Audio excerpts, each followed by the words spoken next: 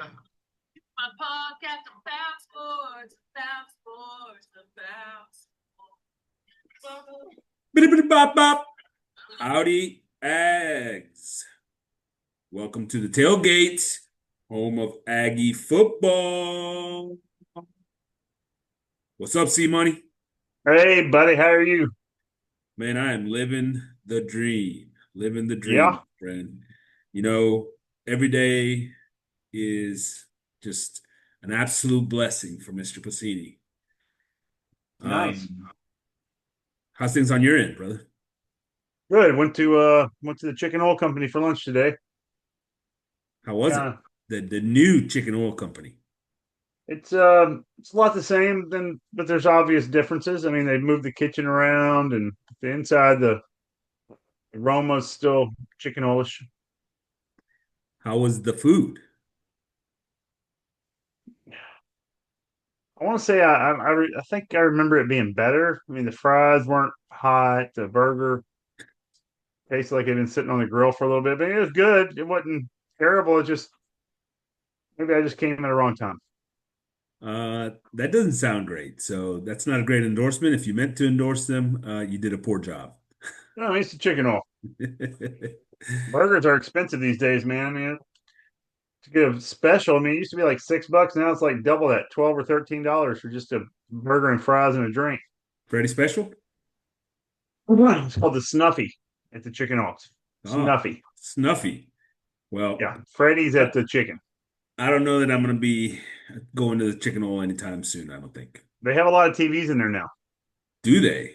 Well, now you're Yeah. speaking my language. Yeah. We But spent a little time at Carney's this weekend, and they've got a nice yeah. setup going on. Oh yeah, Barry's done well over there. It looks good. That big ass TV in the back or the front, whatever you want to call it. It's pretty cool. Pretty good. Hey, so today's sponsor is Pacini Tax Controversy Group. If you have problems with the IRS, call PTCG for help. Experienced, passionate, dedicated tax attorney. Visit the website at PaciniTaxGroup.com or call the office at 210-420-9586. Folks, don't forget to email us at agstailgate at gmail.com. Get onto the YouTube, subscribe, send us some comments commentary. We're happy to respond to comments, and we love hearing from you folks. So there you go. Today's rundown, we're going to do position by position rundown on the Texas A&M defense.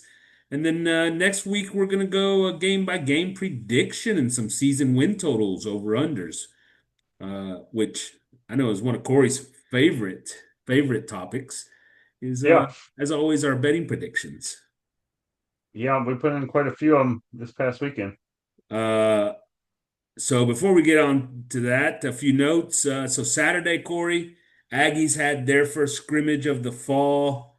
Um, Offense looked good with some explosive playmakers. You know, not a whole lot coming out from Saturday. But it's good to hear that at least there's not a lot of reports of any injuries. Right. That's always the worrisome part. Is who got hurt from some freak accident. But yeah, good. Nobody's hurt. Keep going. Yeah, we're a couple of weeks in now, and basically, under 3 weeks to go to game day, right? And and so I think the next 10 days or so are pretty vital to really get into a decision on where the depth chart sits and those types of things, and then obviously that final week you're in prep for UTSA, so quite a bit of work being done right now just to try to go back and forth on where your depth charts are, who's playing where, what position, so on and so forth. Busy time for that coaching staff. I look forward to hearing from them next time they do get on the mic for a presser, maybe next week. And we'll see what they're reporting. But as of right now, you know, like everywhere else in the country, pretty much everything's roses, baby. That's right. Ready to rock. Get the season kicked First, off this weekend. yeah, maybe. And is there there's some games the week before? the Aggies, right? So that's an Oh opportunity yeah, for some I football. think it's a K-State Iowa State game. Ooh, interesting. It's in Dublin. Uh, First AP poll for 2025 is released. Aggies, last time we talked about the coaches poll. Aggies were 21. Aggies are 19 in the AP poll. Folks in front of them: Oklahoma, K-State, SMU, Florida, Michigan, South Carolina, Illinois, Arizona State, Miami, LSU, Bama, Oregon, Notre Dame, Georgia, Clemson, Ohio State, Penn State, and then Texas. A little bit of shifting up at the top there with, Texas still number one, but instead of Ohio State behind them, they've moved Penn State in there to number two. I probably would agree with that a little bit more. Um, any thoughts on your side there, Corey? I mean, I don't understand some of the teams. Like they say, South Carolina's ahead of us. Yeah, yeah. I don't see that. I don't see South Carolina. I mean, Oklahoma. I've been reading more about them. I'm liking what I'm reading, but I don't know if they The should be quarterback ahead is of now us. under investigation for potential gambling. I don't see anything wrong with that either. Uh, I think that's ridiculous. I mean, what's he betting on? We don't know. Any of the teams? I mean, I'm still not sold on a lot of these teams we talked about like last week or a couple weeks ago about offensive line questions, defensive line questions. That's a major concern. Yeah, I don't understand the love for Miami, LSU, and Michigan, to be honest with you. Yeah. A couple of reports this week have had Nuss with some potential injury issues. Um, the one thing I want to say here, and both polls have Texas at number one. Let me see if I can get this out clearly. You're gonna win it all. Texas will not win the Natty this year. Will Get not out of here. win the Natty this year.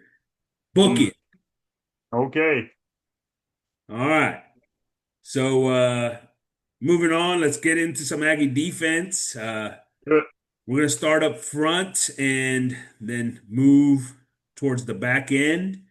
That's Uh, good. Starting with defensive tackle on the inside, and we've talked about this a lot, Corey, because obviously the losses that we had to the NFL draft, a big portion of that was guys on the interior, right?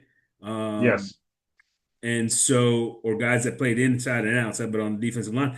Here at, right now it looks like the guys we know that are in the rotation are Regis, Hicks, and Onyedin, right? And I think those three guys are going to be a pretty strong group inside. A Yeah. couple of the other fellas, Dylan Evans, the sophomore that coming off of a season in which he didn't play a lot. And then probably the other depth is coming from freshmen with Rink, Sims, and Sanders. Sanders is a big old boy at 315.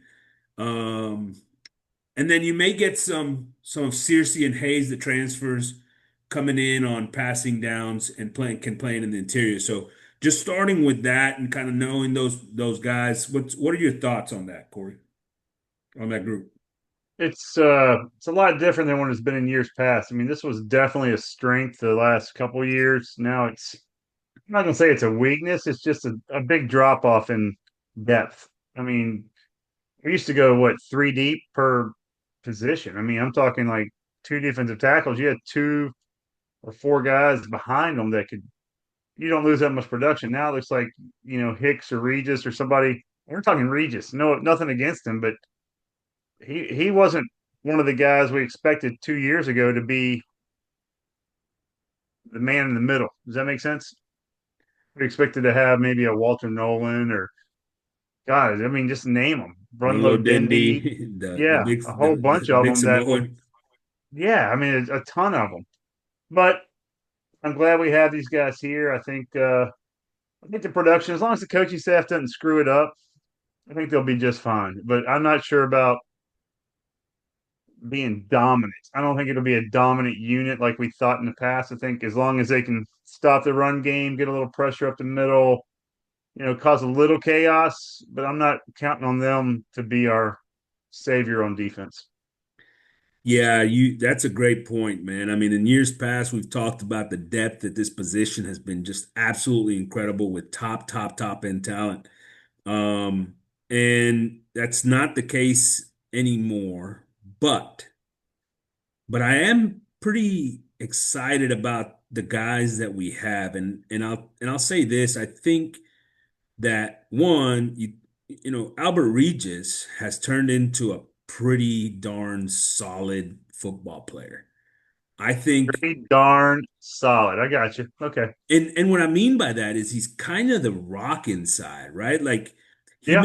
he may not be as flashy as some other guys, as a Walter Nolan, the big plays and stuff like that. But you depend on him down in and down out. He's going to be in the right place, do the right things. He's not going to take a play off, right? So you may not get quite as flashy as a look from him as you would from a Walter Nolan, but at the Yeah. same time, you're not going to get the mess ups either, and the downside with his plays off and all those kinds of things. I am kind of excited about Regis this year in that sense. And the guy that's going to be starting next to him, and don't question this again, DJ What? Hicks. That's a guy that I'm really, really excited about the being the disruptor in this group, right? Being the guy that is constantly causing problems for on offense. And so I think that combination between those two guys with sort of those two different type of skill sets and profiles, I think it's Hmm. good. I think it's a really good combination. Now the problem comes in the depth, right? And we Right. know that in the SEC and in college football in general, if you want to win and have a great defense, you got to have some depth up front, especially those interior guys.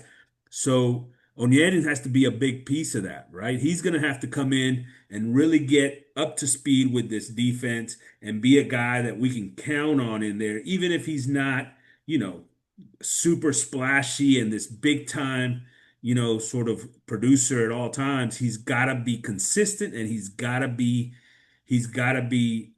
productive, right? He's got to be consistent and productive. And and then the rest of those snaps, some of these other guys are going to have to get in there, right? How does Hayes come in, and can he play on the interior some on this defensive front, right? Because we've Right. got a lot more bodies, and we'll talk about it here in a second. I think on the outside, but on the inside, we need that depth. So we need him to be able to take some of that. And can he hold up at his weight against the interior of an offensive line in the middle, right? And so you're probably not using him on first and second down, but maybe a third down guy there. Searcy is also an option for that.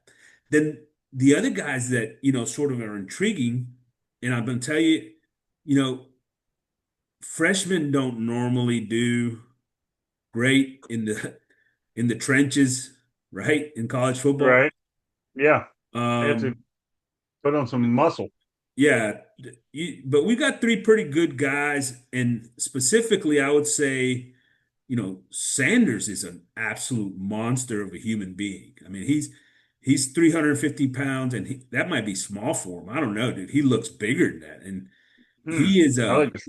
he's a big, powerful defensive tackle. So I'm looking forward to seeing how he gets his name in there, and if to see if he can get some reps on the interior during meaningful football, not garbage time, right? I'm talking during Right. meaningful football. And so Sanders is one guy, and then Ring, dude, that guy, watch him play, man. The dude plays with such energy. He's quick off the ball and explosive. I'm pretty excited to see him on the field once again. Who?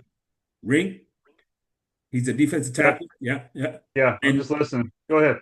and so I don't know if these guys are going to be in a place where they're getting put, that many reps early, but I certainly hope that they're getting they're getting better and better. And by the time you reach the middle of the season, these guys are at least giving you some breathers for those number one guys, for Albert Regis, for DJ Hicks, right? Able to give you some breaths there where that defense doesn't take a complete collapse while they're in the ball game, right? Right. What you expecting Hicks to make all conference this year? First, second team? Him or Regis? I think Hicks does, and he's not being touted that way right now. People aren't talking about him in that way right now. But this is a guy coming into his third year that was a five-star recruit that has had flashes of, the production and the chaos in play. And I think now into this third year where he's gonna be the man, I expect a big, big leap from him. So at the end of the season, he's going to be in that conversation for an all SEC type performance. Well, he should be. He was the number one player in the position coming out a couple years ago. I mean, I expect a lot of him. He's a big guy. I don't know what the issue's been, why he hasn't been more chaotic, if it's the system or PT. But now it's his time to shine. It's his show pretty much. Him and Regis. Regis surprises me. I look at the guy; he doesn't look as athletic as some of these other defensive tackles we had, but Yeah. the guy's productive. I mean, he's blocked some kicks here and there.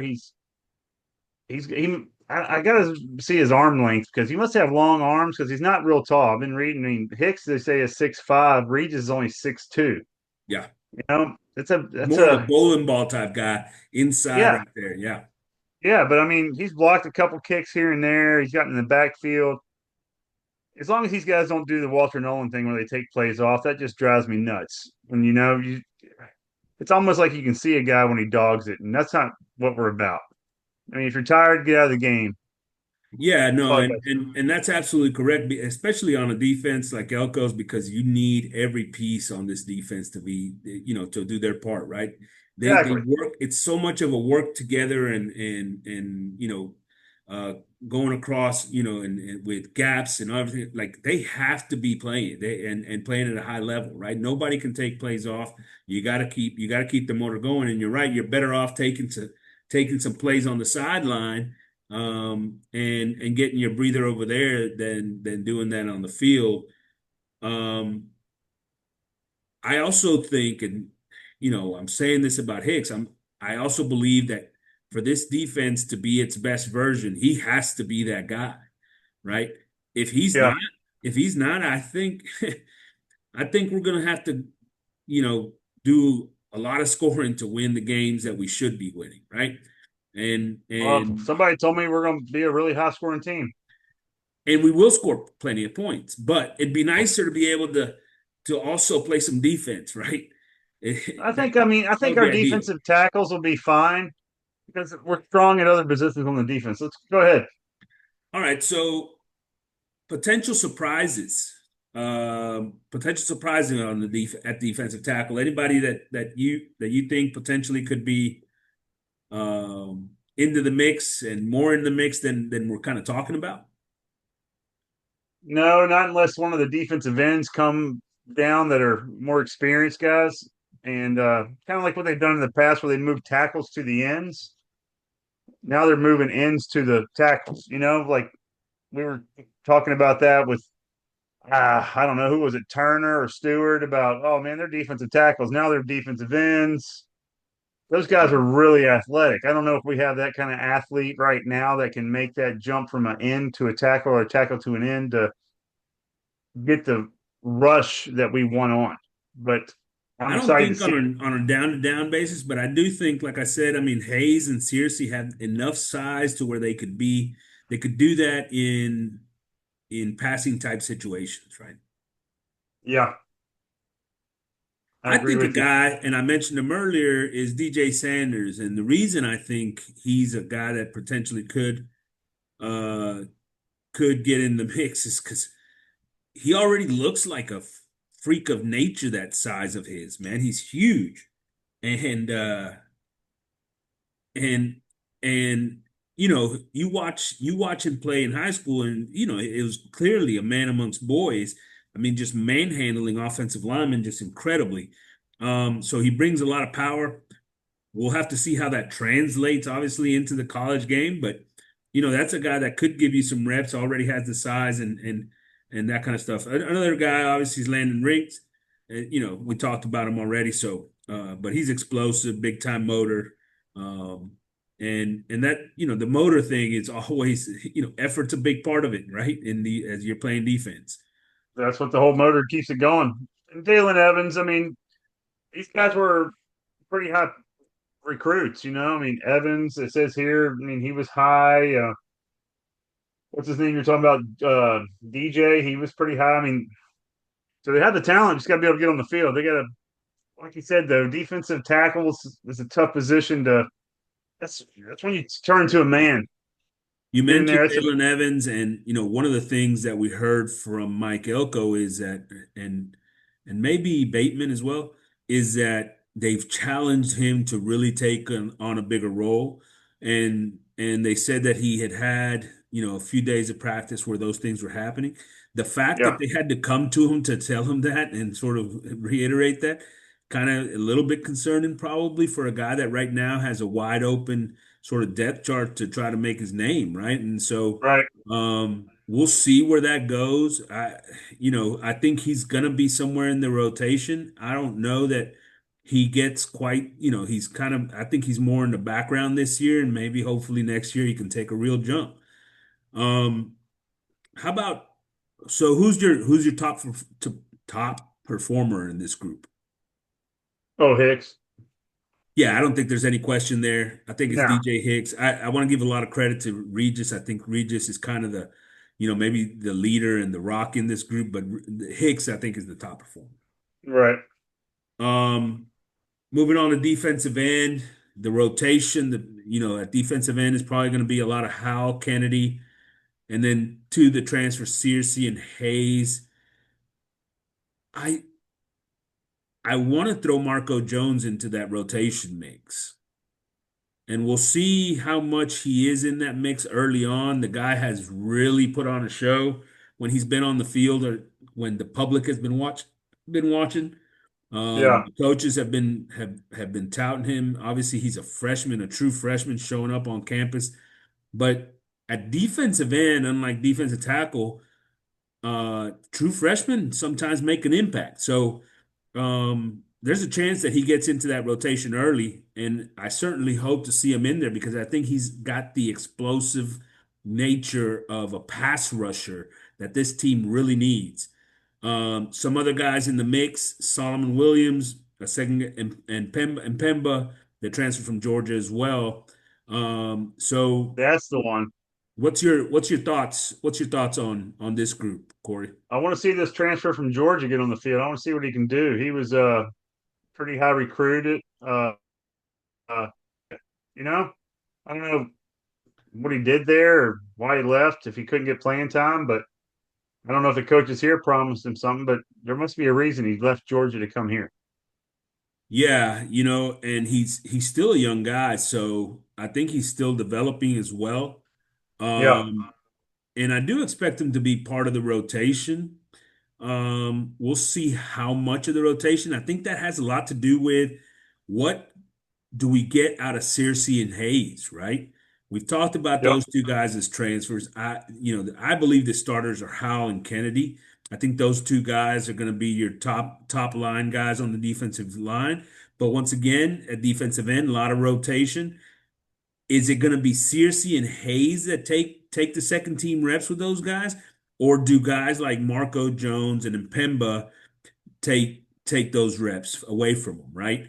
And that's where it's going to get intriguing because I'll tell you, if it's the latter, right? If it's Marco Jones and Pemba, I think that speaks very highly for this defensive end group because, Searcy and Hayes may not be like these top end draft pick kind of guys, they're solid, right? They're solid.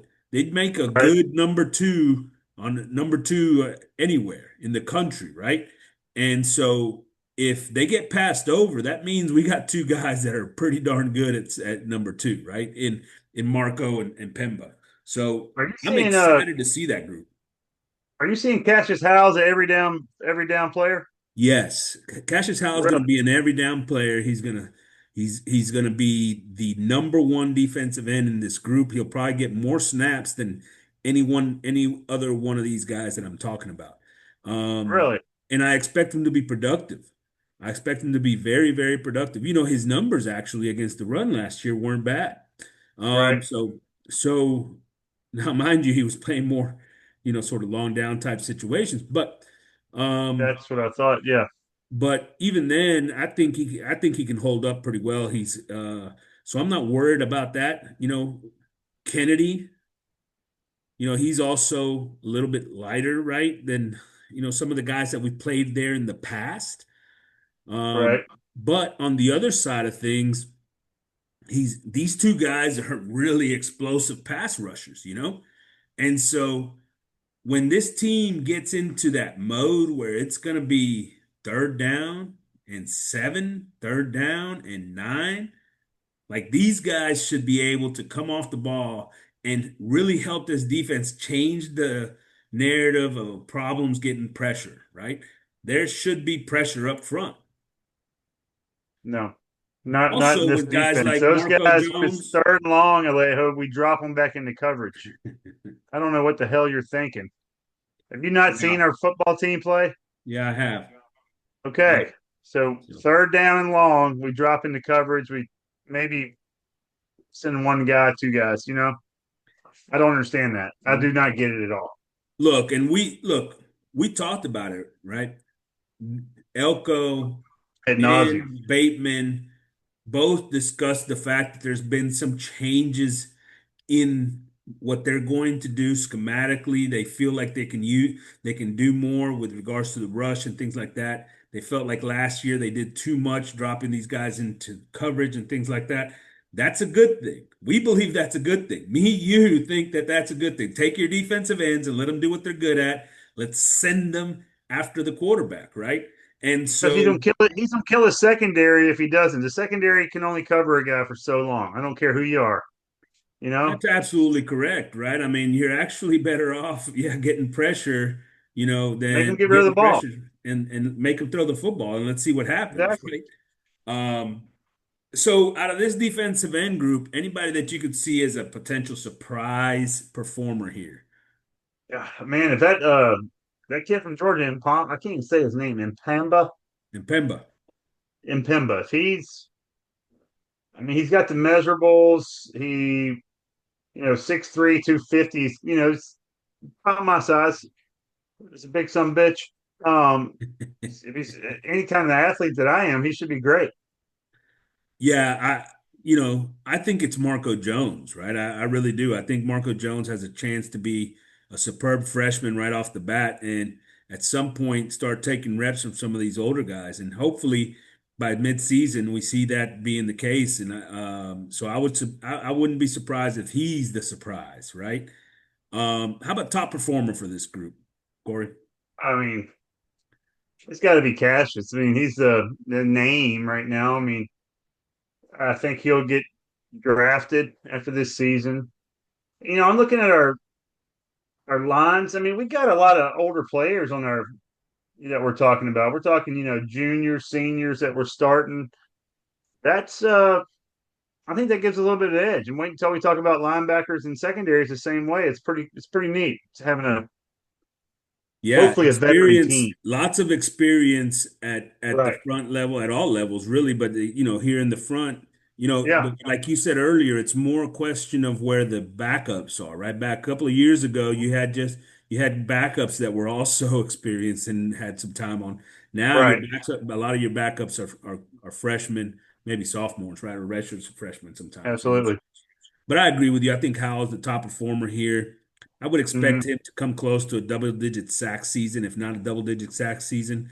Um, and we'll see what Kennedy looks like in a starter's role. Can he produce and start producing some numbers as far as quarterback pressures and sacks and getting guys on the ground? That's going to be an interesting piece to me. And then the last piece that I think is always crazy because you know folks always talk about with Mike Elko how much of a defensive guru he is and all this blah blah blah blah blah. But and then you heard him talk about using players in situations and different things and changing up lineups based on situations. I want to see it.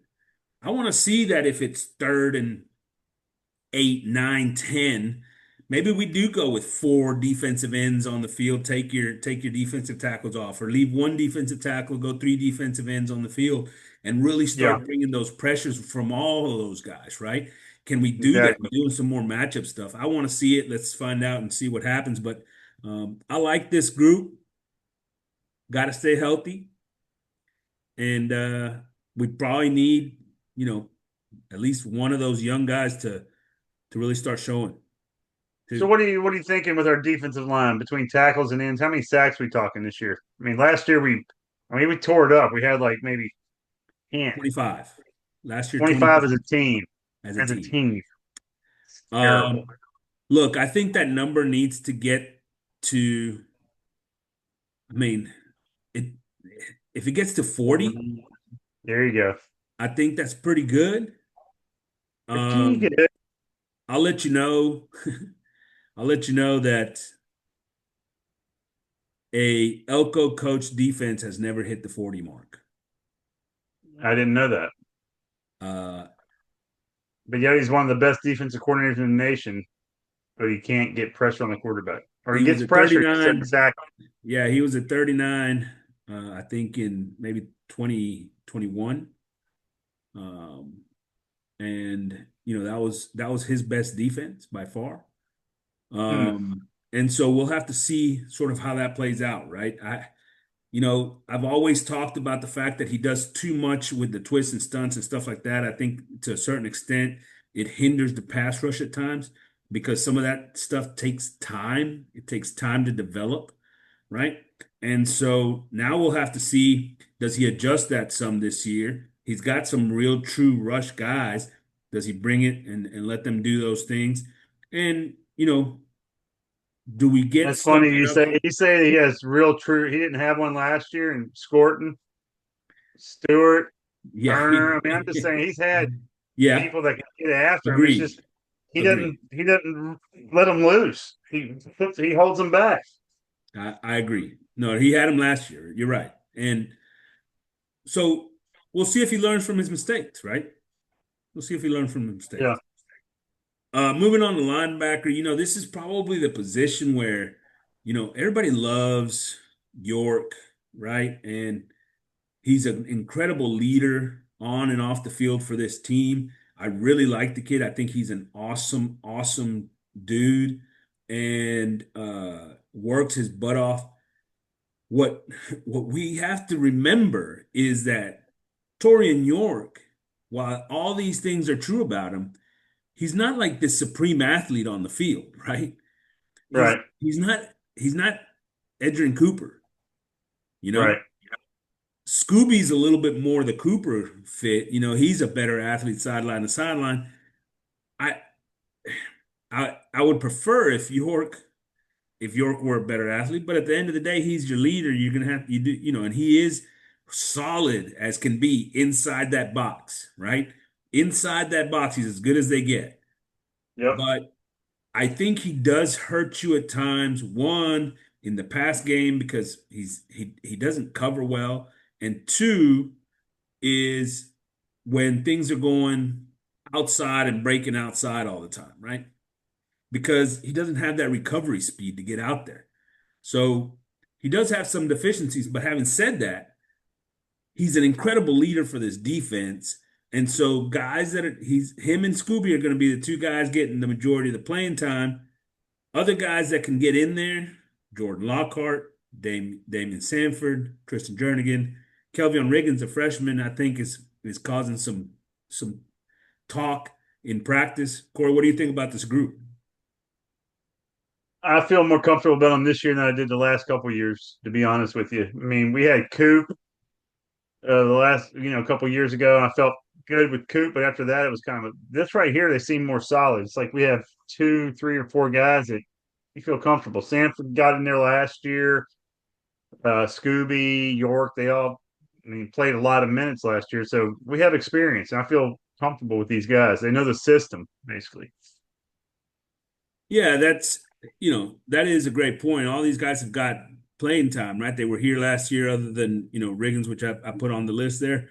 But I'm really excited to see Jordan Lockhart in a little bit bigger role as well. I think he brings a little bit more athleticism, but yet he can be a guy that takes over some of that role. Maybe he fits in more into the Scooby Williams kind of deal, but honestly, I think Lockhart's a guy that could take over for York if when he leaves, and hopefully we start seeing some reps from those guys because otherwise he's going to leave without ever playing here, right? And so I want to see Yeah. Jordan Lockhart and Damian Stanford on the field or Sanford on the field. I think both of those guys are better athletes than York. I'm not trying to take York off the field. Sounds like you are. I'm trying to find reps for some of these other guys as well, right? Who need them because they're going to need to play later on. You think York and Scooby, either any of those guys have a future in NFL, or is it college it? I think both of those guys could get drafted for sure. Yeah, and maybe Scooby gets drafted even higher. And so his athleticism I think helps him. And when York goes and does all the testing, I think his athleticism is not going to help him, and Right. and it's going to push him down the draft boards. But at the same time, leadership's big. And that's one of those things that you can't really measure at the combine. And the problem is that, more and more with how the NFL offenses are going, the fact if you can't cover space, man, it's hard to get on the field. Yeah, I'm hoping Scooby has that kind of year this year. Was the Edgerrin Cooper type of year where it's just a breakout. He gets after the quarterback, shows how athletic he is, and can be a difference maker. So if you were to name a potential surprise here out of this group, who do you think it would be? I mean, it sounds like we're talking about Scooby with his athleticism, but a surprise. Man, I like that Sanford kid or for a little bit. I watched him last year, and I think he has the tools if they use him correctly. Yeah, I mean, yeah. like I said, I don't see them. You don't see a lot of blitz packages where those guys are coming and working with the defensive line, trying to, I don't know. I mean, I think a lot of it's coaching. I think these guys have the talent if the coaches let them play.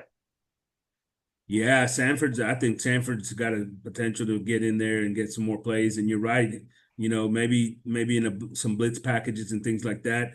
And the other guy Yeah, I mentioned earlier, Lockhart, I think has really shown out here in fall camp. Hopefully his growth from year one to year two, maybe he gets on the field as well. So some good opportunities there. Who's the top performer here? So I think we're between York and Scooby. Corey, who do you got?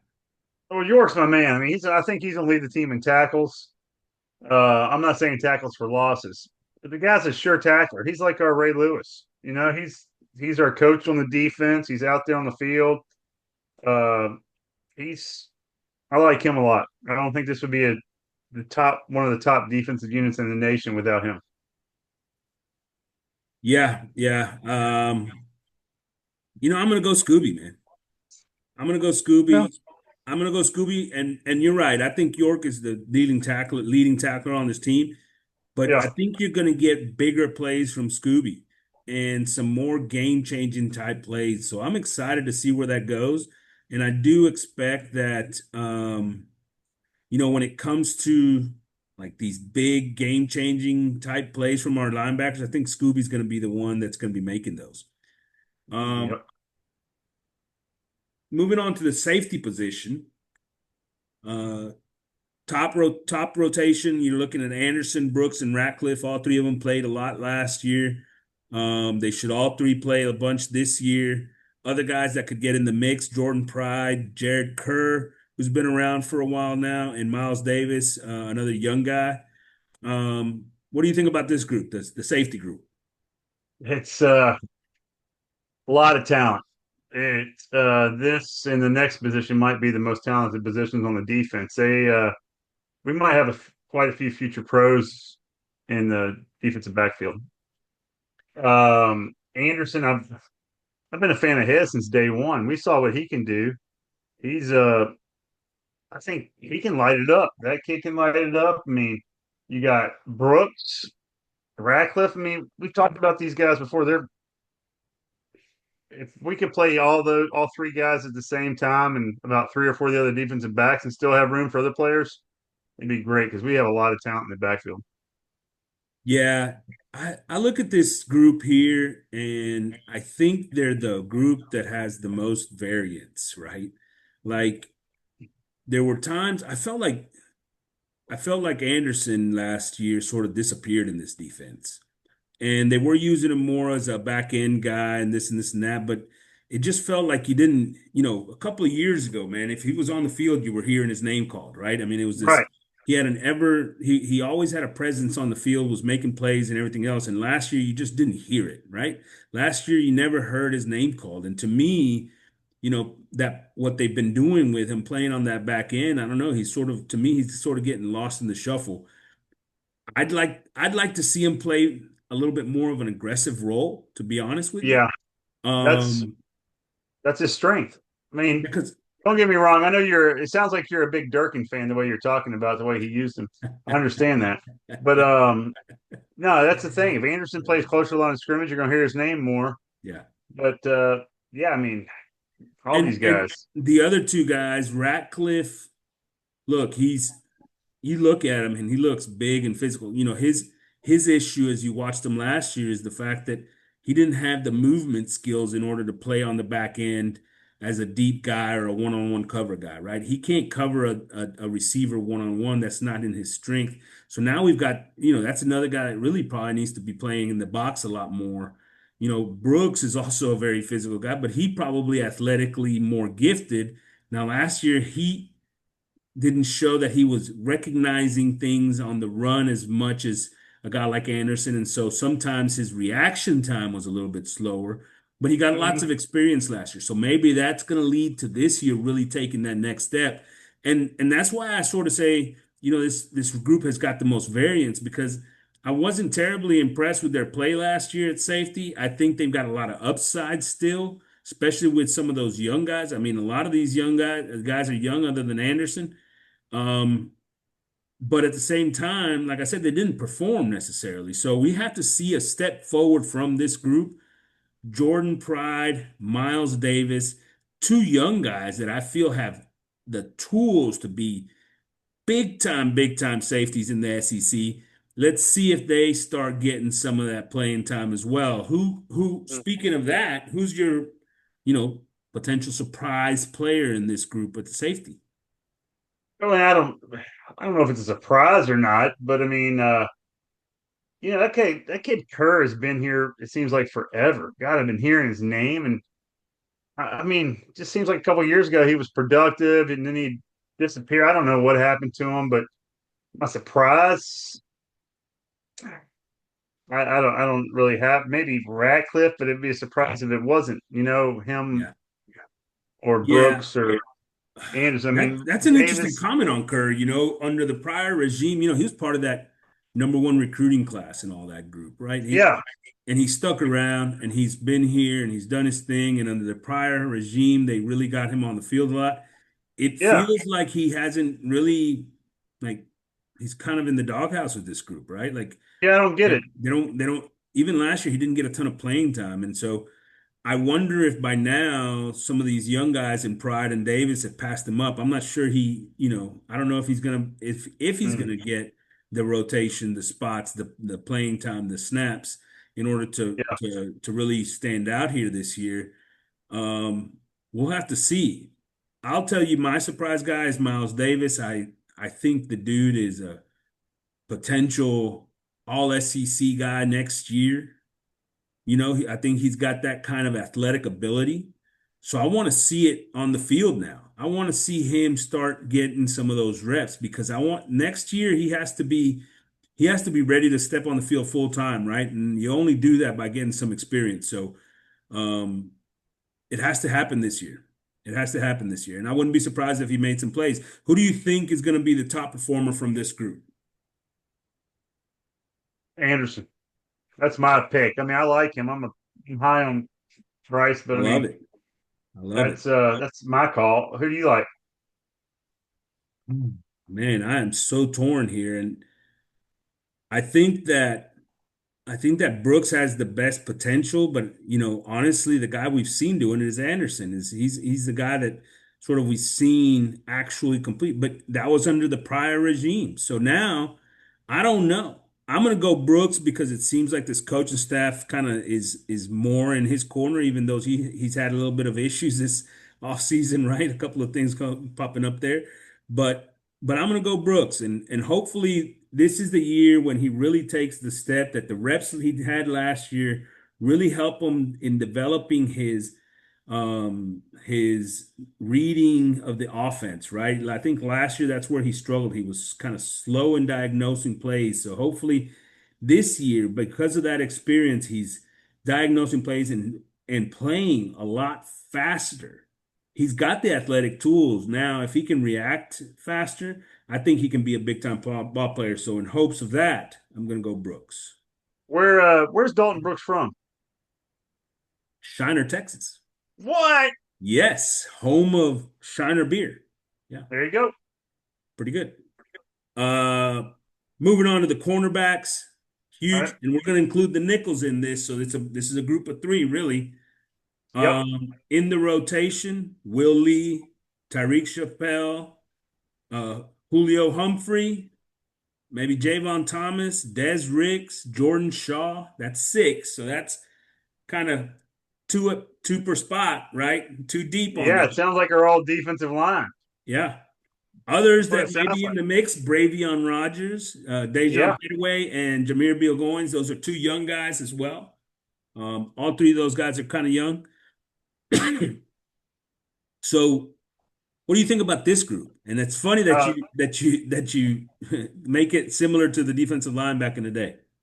oh, dude, there's so much talent here. I mean, I look at the roster and I see Will Lee being a pro, Chappelle a pro.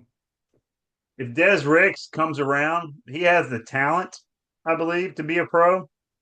I haven't seen Humphrey enough of him to make any kind of judgment on him. But I mean, there's a lot of potential NFL players in this defensive backfield. I think Yeah. the guys we just talked about, I think Anderson will be a pro. Brooks can get his if he can, if he's allowed to be coachable. If he's coachable, then he can become a pro. He has the talent. But I mean, I think there's a lot of guys in this backfield that could be pros. And if Elko and them play the defensive line right and put pressure and don't make these guys cover forever, then I think they'll be successful. It's so funny that you say it, like, a few years ago, I mean, under Jimbo, right? Like, if you were a defensive lineman, he'd take you. Like, Yeah, he may have eight in the recruiting class, you know, even if it ends up with him not having any receivers or whatever, right? Like, yeah, defensive lineman, you're welcome here, man. That depth was always going to be great. It seems like Elko, on the other hand, is like, whoa, whoa, whoa, whoa. I need DBs. Give me as many yeah, DBs as I can get. And boy, every recruiting class he's bringing guys in, not to mention the transfer portal stuff. I mean, he is big on making sure that there's enough DBs in this on this roster. And yeah. and now it shows in this depth, but I think the top end is incredible. I think Will Oh Lee yeah, and Tyreek Chappelle are both incredibly good uh cornerbacks. I mean, both of those guys could sit in there and you can put Chappelle on the outside. It appears that he's probably going to be our starting nickel. I think that's where they like him because he's so versatile and physical as well. But you could stick those two guys on the outside and then figure out what you want to do with nickel with all the rest of these bodies. I don't think that's what they'll do, but you could. You know, I think both of those guys are, like you said, NFL talent, and they're going to both get drafted and be playing at the next level you know, yep, and then we've got a group of guys that were very highly touted, and now we got to have them develop into actual players. And that's Humphrey, Ricks, Shaw, the transfer from Washington, is going to get some playing time in the rotation, and Javon Thomas, who people around here have stopped talking about, really. And I'll tell you, I think that dude has got all the tools. He was hurt a lot of last year. And I wonder if it's one of these guys that kind of like Green at tight end or who did we talk about earlier? Kerr at safety, right? Where with this new staff, they just kind of fell out of favor, right? And Yeah. I'm not sure if that's the case with him. Maybe it's just like last year's injury type situation.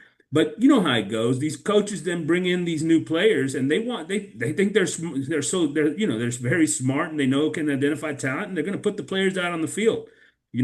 Maybe even Yep. in spite of the fact that they may not be the best players out there, right? But I'm a guy that believes in Thomas and like him a lot. I think he's got an opportunity. Hopefully, he's healthy this year and we can get him back on the field. But he's going to have an opportunity to get into that rotation. Des Ricks has, like you talked about it, right? Five-star talent, right? Athleticism, size. He's not size big, but he's 6'1", got length. Yeah. He's a bit light in the pants, right?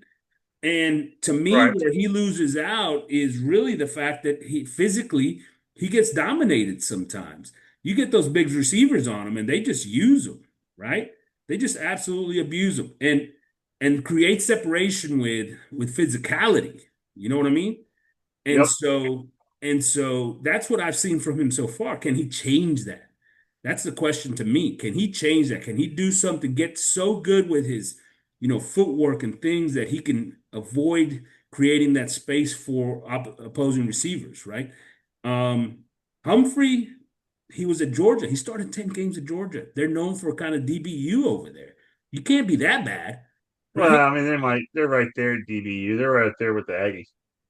Right there with the Aggies. And so let's see what Humphrey brings to the table out there. Heck, maybe he shows up and he's the shutdown on the opposite side, and there isn't any rotation. Who knows, right? That's done. Yeah. I mean, what are we going to do? Man coverage? We doing zone? I don't know what this coaching staff plans on doing with all this talent. Do you play zone with this kind of talent? I don't think you do. No, I think you play man for the majority. I mean, you play a little bit of zone, but you play mostly man. Yeah, I mean, I'd mix it up, a little bit, but I think you get up there, get in their pants, and let the guys get after the quarterback. That's the whole Yes, sir. reason you do man. You Yes, get up sir. there, you bump and run, and but anyway, I got the Phil Steele magazine. He has our defensive backs as number one in the SEC, tied with Alabama. So if you're number one in the SEC, you're Hey, probably up there in the nation. yeah, He has absolutely. our he has our linebacking core as number three in the SEC, and he has what else was it? Our defensive line is number seven in the SEC. Yeah, and So so I it mean, that's matches exactly what we've been talking about, right? The talent not in this bad. is on the back end is incredible. Yeah, Incredible amount of talent on the back end. And now let's see how they do it. Last year, before last year's football season, Elko and Bateman talked a lot about using matchups with different corners, and we didn't see that so much during the season, right? They just played right. their rotation guys, and that's it. But me, I like the fact that you've got all these different body types at the cornerback position because you can match them up with receivers. Oh, the little guy came in. Well, let's send in Jordan Shaw to run up and down the field with him, right? The big kid came in. Well, hey, you know, let's use Javon Thomas or Humphrey out there with that's a little bit more physical, right? Those and match Right. it up based off of those matchups instead of just, hey, here's our guy, throw him out there, see what happens, right? Um, do you have a surprise guy here or somebody that's potentially a surprise guy here? The only surprise guy for me would be Humphrey from Georgia because I don't know much about him. And if Ricks puts some weight on and can do the bump and run like we're talking about, because if not, I don't think it's gonna be an issue if Ricks can't man up. Does that make sense? If he can't man up and play tight coverage, it's gonna be we can't have that. Let me tell you, Jordan Shaw will play. Jordan Shaw is going to play. He's going to get snaps on this defense. He's going to be a valuable contributor to this defense. So let me just put that name out there. People haven't talked about it as much as a guy like Julio Humphrey, right? Yeah. With him as the transfer, or even Des Ricks from a year ago as transfers. Jordan Shaw is going to get reps on this defense, and he's going to contribute. I keep coming back to Javon Thomas. I think he'd be a surprise because of the fact that nobody actually thinks he's part of this rotation, and maybe he's not. Maybe he's not. There's a chance that he transfers after this year because he can't get himself on the field, right? There's a chance that that is true. I think he's a very good athlete. I think he's got body size, he's got control, he's got athleticism. If he's healthy, I think he's got an opportunity to be that next corner out there and should get a chance to do so. But he may not get that chance. So we'll see. Who's your Well, top performer? uh, I mean, I love Tyreek Chappelle. I mean, that guy, he's a dude. He's a nickel guy. He covers well. He can get upfield, and I mean, he can knock a running back down in his tracks. I mean, the guy's incredible. Will Lee is another one, but I'll say Tyreek. Yeah, I love it. I wouldn't disagree with you. I'm gonna go Will Lee. I think the guy really established himself as one of the better cover corners in the SEC last year. I think he still hasn't gotten as much as respect as he probably should. I think he's a first team SEC type guy. He's being talked about in like second team or whatever. I really think he's one of the best cornerbacks in the country. And I'm excited to see him in year two. And hopefully working with better talent around him, it means that these guys really, really get after it. All right, so let's go to questions from the tailgate brought to you by Matthews Electric, full service electrical contractor in the Brazos Valley. No job too big, no job too small. Call Blaine at 979-220-6403. Light up your home, light up your life. All right, Corey, first question here from the tailgate. Will the Aggie defense fix the big play problem? So last year, ranked 92nd in number of plays of 20 yards or more given up. They gave up 60 plays of 20 yards or more. A lot. Do they fix that problem in 2025, Corey? Well, it's not a talent issue; it's a coaching issue. So, uh, right now, I'd say no because I haven't watched them. I mean, that would if they're going with the same philosophy they had last year, where they're dropping these defensive linemen into coverage and trying to bring their talented DBs up the field to get pressure, and you're not surprising anybody with that, then yeah, we'll keep giving them up. I mean, our guys are talented enough to cover in man, but I just think it's our defense has become too predictable. Yeah, I went back and looked at Elko's defenses with the Aggies last year, and obviously the 4 years as defense coordinator. Mm-hmm. And normally, they've always been somewhat susceptible to the big play through the air. In all years, they really have allowed some of that. It's kind of part of the Elko magic, also because he doesn't that they don't ever really excel in sacks as well, right? Doesn't make And sense. He wants to bring pressure, but not get the quarterback, but he gives it the big play. So what he's got to be missing? He's missing something somewhere. right. And so I think that's a big piece. And I think that's why this year he has to change that, right? He has to fix the big play problem in the passing game. He's got to start bringing pressure. He's got to start letting those defensive ends rush. Got to start bringing pressure, letting those cornerbacks cover, and just letting them play, right? I think that Right. is the solution. But the other side of it is that in the run game, Elko's defenses are usually pretty solid again, and don't give up that many big plays. Last year was sort of an anomaly in that sense. And so is that the place where they take a big leap this year? Is making sure that the run game is not giving up the big play as well. They're usually pretty good against the run with Elko defenses. Usually pretty good. But maybe offensive coordinators have sort of figured that out a little bit, right? Maybe they see Right. some of that. Now they're running on third down, which you've seen some guys do against us, right? Where he does give up big plays because of all the crazy things he likes to do on third down. And so, you know, maybe offenses are changing their philosophy a little bit. Look, they have to fix the big play problem for this team to do what it's supposed to do this year, which is make the playoffs, right? Make the playoffs. That is an expectation. That should be an expectation. So that's one of the things that I look into. I'm just looking at Elko's history, right? And that's where I think they could make a jump.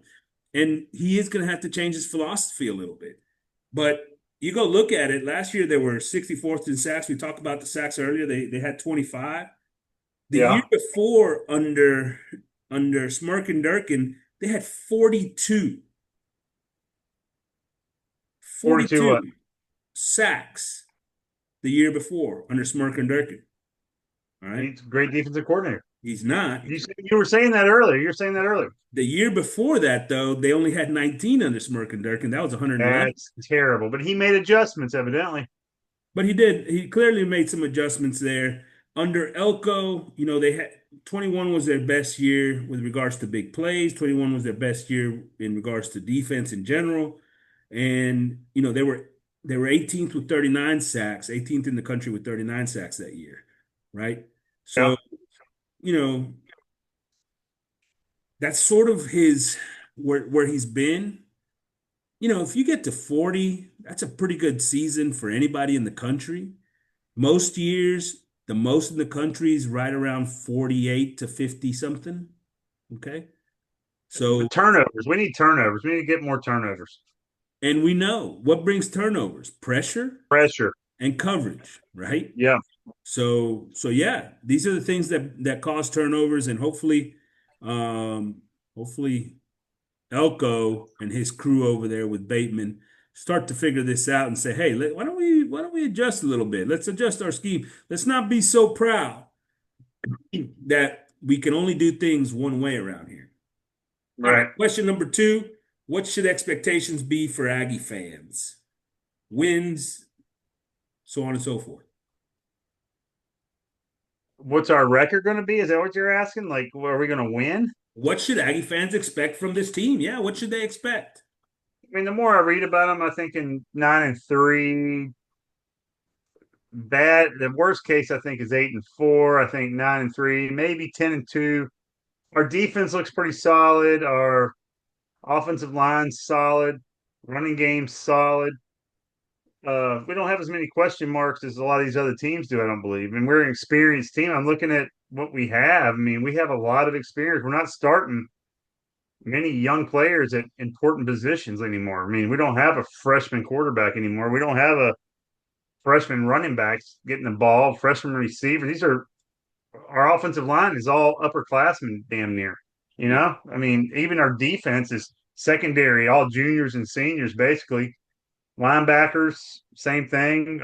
D line, it's experienced teams, but I'm 9-3 until they show me something different on the big plays and that they can win the important games. They can start 7-1, la di da, but end the season, finish it. Yeah. Let me tell you what I think. And this is right. this is fact. It's just how it should be, because this is the group of fans that puts forth anything a coaching staff can ask for in order to build a football team. The fans should expect an SEC championship. They should expect to win the SEC this year in 2025. That's what the expectation should be. 8-4 is not acceptable. 9-3 is barely acceptable. But let me tell you something. They don't get into the playoffs this year. Elko does not make the playoffs this year. They're never going to do it under Elko. I'm gonna give you that. Why do you say that? Why do you say that? Why? Because what are they going to have to do next year? Next year they're going to have to rebuild. Get better. Because you talking about their offensive line? Are you is talking about all leaving. Yeah, they're all gone. The running backs all gone. The DBs all gone. Everything we just talked about experience and the fact that we got a bunch of juniors and seniors, it's all over. And I hear you. Let me ask you a question. Did Georgia, Texas, Ohio State, they all lose a lot of talent last year? Because they're all ranked in the top 5 in the nation this year. Yeah, but Georgia, Texas, and Alabama have all been in the top 5 the last 2 years. So they've proven it. Been up in the They've top shown the fact that they can get there. We can't stay there. We just can't stay there. They've shown the fact that they can get there. And so, it's different for them because they've already been there. Now, do I think they're going to take a step back? Texas? Yeah, maybe, but they're still going to be pretty good. Is Georgia going to take a step back? Yeah, I think they are going to take a step back. Still going to be pretty good. Bama's going to Yeah. take a step forward this year, I think. But here's my thing, right? Here's my How do thing. you take Those a step teams, forward? They made the playoffs last year. You think they'll win the whole thing? uh, Alabama didn't make the playoffs last year, Corey. Well, they were right there at it. So yes, they potentially could win the whole thing. They could win the SEC this year. Those are steps forward. My point is that my point is that those teams have been there every year and shown it, right? They've already been up to the top of the mountain. So when you talk about, oh, well, they lose guys, okay, But but I they're mean, already there. you got Aggies, Texas, Aggies Alabama, aren't going to sit Georgia, there, lose half their roster, and then get better. Oklahoma, LSU. I mean, these teams are all pretty good. Florida, pretty good. Hey, if you Ole if you Miss, wanted to Tennessee. play against a bunch of garbage competition, then you should have gone and played in the Big 12. All right. That's what I was saying. Maybe we should move conferences, go to something a little easier. I mean, we're tired of being, you know, if we can't Either win it this that year, or like you're just saying, it's like win. you're saying, if we can't Win. win it this year, let's just get out of the SEC. Is We that what can't you're win it saying? this year. You should fire Mike Elko. They won't. They Already, there won't. it is again. There it is They won't. already. I'm not saying we should fire him. I'm not saying we should fire him. Said if he I'm doesn't saying win if it you this can't year. win, if you don't win, then you should. You might as well. So okay, so let's say we make the playoffs. Are you happy? Is that a successful season? We make the playoffs, Yes. lose first game. Yeah, That's that's good. success. That is a That's success. successful. That's a move in the right direction. Okay, I'll take it. But then next year we go, 7-5 again. Is it really that big of a deal? He's fired. Yeah, it's gone. You know You look me, at man. Jimbo. He had one good year. Next year, like You screw got him, to fire him. produce year in and year out. That's all Produce I do. year in and year out. That's what good coaches do. Go ask Nick Saban how that Yep, works. Okay? Go ask Nick Saban gotcha. how that works. Go ask Kirby Smart how that works. You got me Year all fired in, up now. year in and year out. That's all I'm telling you. No, Don't, I'll take a year. I'll take a year. I don't want a year in, year out. I'll take a year in, year out if we can get a year in. Where's our year in at? yeah, let's have a year in. You're Yeah, right. let's have a year in. That's right. Let's have a year in. And We have plenty of year outs. if you ask me, this year is the year in. It's the first year in. Okay? Good. The Let's get it. experience is there. We always talk about the fact that when your roster and your two deep looks like it's got a lot of juniors and seniors, that's a good thing. This year's got nothing but juniors and seniors, basically, with a couple of sophomores Yeah. thrown into the mix. Hey, man, Right. this is the roster that you need to go win in the SEC. Go Yep. win in the SEC. No more excuses. Don't tell me about what you don't have, because everything that a college football program can have, you've been given. All right? Yeah. It's You time. got us as fans. I mean, what else can you ask for? Best fans in the country. Whoop. Sounds like it. Fire the coach. Yeah. Great fans. Hey, I'm a fan of the program, baby, not the coach. Hey, the program. What is this, a Program. movie? All right. All right, C Money. Up until next week, Giga Maggies, AP Adios. C Money, signing out from the tailgate.